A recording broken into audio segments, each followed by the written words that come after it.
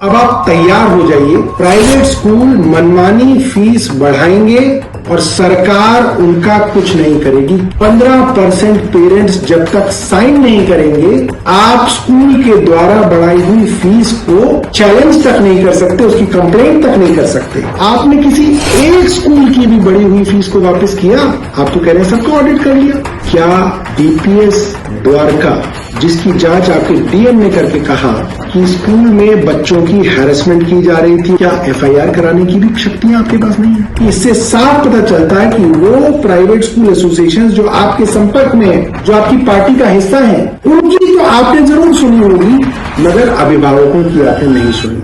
अगर आपके बच्चे प्राइवेट स्कूलों में पढ़ते हैं तो अब आप तैयार हो जाइए। प्राइवेट स्कूल मनमानी फीस बढ़ाएंगे और सरकार उनका कुछ नहीं करेगी। क्यों? क्योंकि उनके द्वारा की जाने वाली एक तरीके की एक्सटॉर्शन और आप लोगों की एक्सप्लॉयटेशन को अब लीगलाइज किया जा रहा है, उसको एक कानूनी जामा पहनाया जा रहा है। मैंने आप लोगों को बताया था किस तरीके से ये जो तमाम दिल्ली के बड़े बड़े प्राइवेट स्कूल्स हैं, उनकी जो एसोसिएशन है, उसके चेयरमैन भरत अरोड़ा भारतीय जनता पार्टी की दिल्ली कार्यकारिणी के सदस्य थे, उनके एजुकेशन सेल के प्रेसिडेंट थे, और कैसे इस एसोसिएशन के प्रेसिडेंट भरत अरोड़ा रेखा गुप्ता जी के चुनाव में प्रचार कर रहे थे। क्यों ये लोग चाहते थे कि दिल्ली में भाजपा की सरकार बने, इसका आज जवाब पूरी दिल्ली को मिल गया है। भाजपा की कैबिनेट ने आज एक ऐसा बिल पास किया है जिसके बाद फीस बढ़ेगी तो आप कंप्लेंट भी नहीं कर सकते। अगर आपके स्कूल में 3000 बच्चे हैं तो फीस बढ़ोतरी की कंप्लेंट तक करने के लिए आपको 450 बच्चों के पेरेंट्स के सिग्नेचर चाहिए। जी हां, 15% पेरेंट्स जब तक साइन नहीं करेंगे, आप स्कूल के द्वारा बढ़ाई हुई फीस को चैलेंज तक नहीं कर सकते, उसकी कंप्लेंट तक नहीं कर सकते। क्या किसी भी पेरेंट के पास अपने बच्चे के स्कूल के 450 पेरेंट्स के फोन नंबर भी होते हैं? उनको क्या पता कौन कहां रहता है, किसका क्या फोन नंबर है, कैसे 450 पेरेंट्स इकट्ठे किए जाएंगे?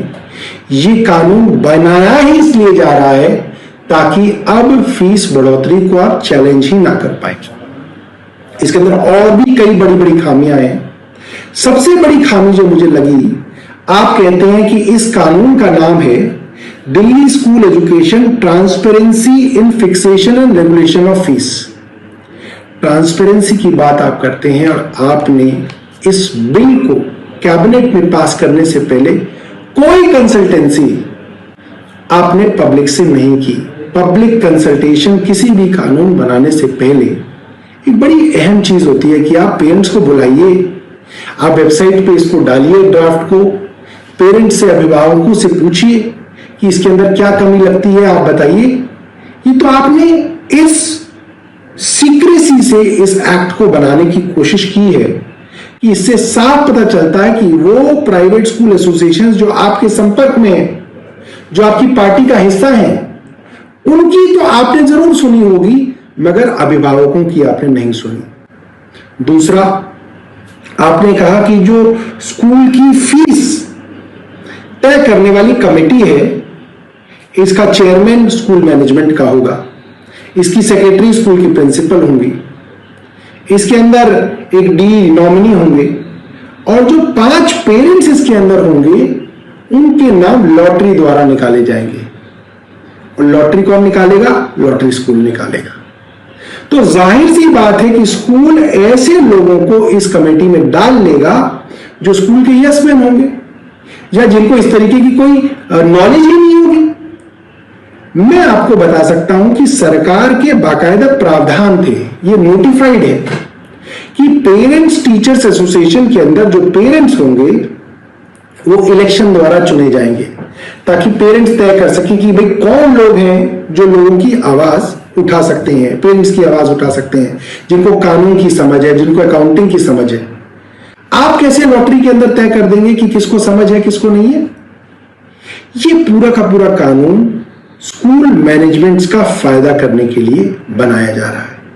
मैंने दिल्ली की मुख्यमंत्री रेखा गुप्ता जी और उनके साथ शिक्षा मंत्री आशीष सूद जी की प्रेस वार्ता देखी और मैंने देखा किस तरीके से वो दिल्ली के लोगों और दिल्ली के स्कूल के बच्चों के पेरेंट्स को गुमराह कर रहे हैं। उन्होंने कहा कि पुराने दिल्ली के एक्ट के अंदर कोई प्रावधान नहीं था कि फीस को आप लोग फिक्स कर सकें। ये सरासर झूठ है। Delhi school education act and rules 1973 के अंदर प्रावधान मौजूद हैं और ये और कोई नहीं, देश की सबसे बड़ी अदालत सुप्रीम कोर्ट ने अपने modern school versus union of India के अंदर बड़ा साफ किया है। इस जजमेंट की कंक्लूजन के पैरा 27 को मैं पढ़ के बता रहा हूं। The school shall not increase the rates of tuition fee without prior sanction of Directorate of Education Delhi Administration and shall follow the provisions of Delhi School Education Act Rules 1973 and other instructions issued from time to time। ये supreme court की constitutional bench का judgement है। पहली बात तो ये कि supreme court कह रहा है कि दिल्ली के डायरेक्टरेट ऑफ एजुकेशन के पास वो ताकतें हैं, वो पावर्स हैं, इस 1973 के एक्ट के तहत वो पावर्स हैं कि आप दिल्ली के प्राइवेट स्कूलों की फीस निर्धारित कर सकते हैं। और दूसरी बात, अरविंद केजरीवाल की सरकार में मनीष सिसोदिया जी जब एजुकेशन मिनिस्टर थे तो स्कूलों की ऑडिट भी कराई गई और करीब 550 स्कूलों की बढ़ी हुई फीस वापस दिलवाई गई पेरेंट्स को।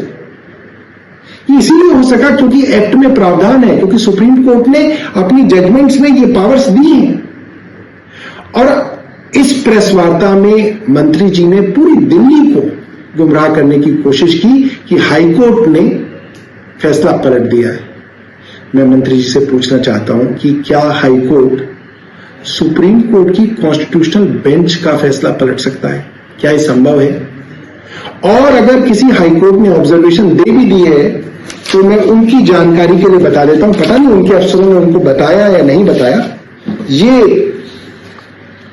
अभी कुछ दिन पहले का जजमेंट है, 8 अप्रैल 2025 का। Naya Samaj parents association versus action committee of unaided recognised private schools. ये वही एक्शन कमेटी है जिसके चेयरमैन भरत अरोड़ा हैं, जो भारतीय जनता पार्टी की कार्यकारिणी का हिस्सा हैं और जो रेखा गुप्ता जी के लिए कैंपेन कर रहे थे। वो भरत अरोड़ा, उनकी एसोसिएशन फीस बढ़ाने के लिए बार बार कोर्ट जाती है और दिल्ली सरकार के खिलाफ मुकदमे लड़ती है। वो एसोसिएशन भारतीय जनता पार्टी के साथ है। तो इस फैसले के अंदर, इस ऑर्डर के अंदर 8/4/2025 में हाईकोर्ट की डिवीजन बेंच ने कहा, further the order under challenge hearing is only an interim order and accordingly any finding recorded by the single learned judge in the said order including those in paragraph 29 are only tentative। यानी कि किसी single जज की finding सिर्फ tentative है, interim order है।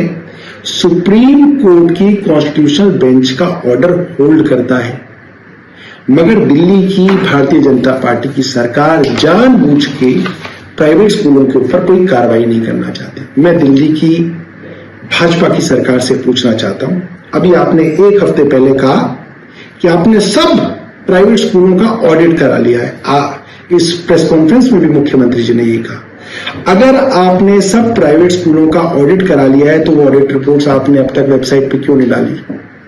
आपने उनको पब्लिक डोमेन में क्यों नहीं डाला? क्या उस ऑडिट रिपोर्ट के अंदर ये मिला कि कौन स्कूल मुनाफाखोरी कर रहे हैं? आपने किसी एक स्कूल की भी बढ़ी हुई फीस को वापस किया? आप तो कह रहे हैं सबका ऑडिट कर लिया। सबका अगर ऑडिट कर लिया होता तो आपके पास कोई तो ऑर्डर आना चाहिए, आपने कोई ऑर्डर नहीं निकाला।